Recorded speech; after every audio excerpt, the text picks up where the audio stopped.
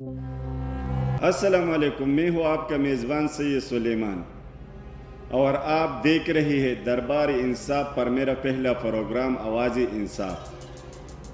ناظرین، آج دل خون کے آنسو رو رہا ہے کیونکہ ہماری ملک کو ایک ایسے نہج پر لا کر کھڑا کیا گیا ہے جہاں نہ آئین محفوظ ہے، نہ قانون اور نہ ہی غریب عوام کی عزت۔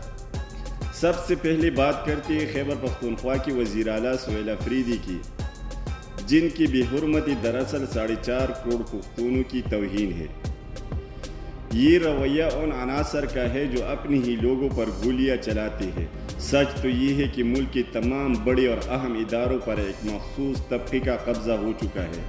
اینٹی نارکوٹکس جیسے محکمے تک میں انہی کا راج ہے، جہاں مبینہ طور پر منشیات کی خرید اور فروخت اور اسمگلنگ کی پشت پناہی کی جاتی ہے۔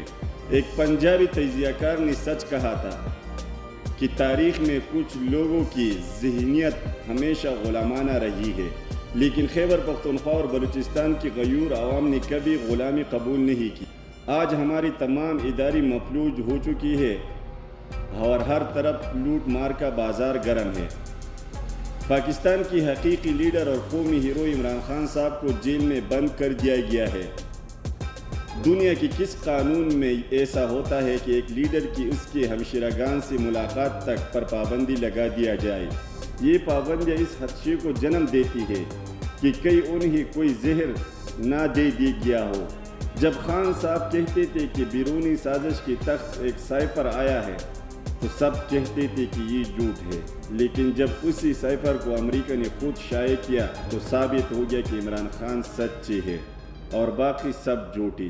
اگر ہم تاریخ پر نظر ڈالیں تو پیپل پارٹی بنیادی طور پر ایوب خان کی نرسری سے نکلی اور بھٹو صاحب ایک امرانہ مزاج شخص تھی جو پھانسی کے بعد مظلوم بن گئی۔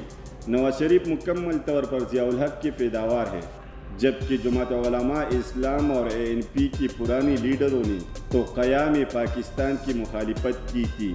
رہی بات جماعت اسلامی کی تو وہ مقتدرہ کا وہ مہرہ ہے جسے ہمیشہ ٹیشو پیپر کی طرح استعمال کر کے پھینک دیا جاتا ہے۔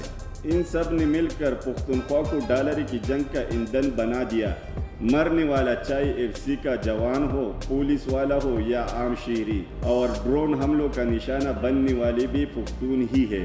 یہ سب جرنیلوں کی 78 سالہ حوث اقتدار کا نتیجہ ہے۔ مفاد پرست انہیں اللہ کی فوج کہتی ہے، لیکن حقیقت یہ ہے کہ انہوں نے آج تک کوئی زمین فتح نہیں کی۔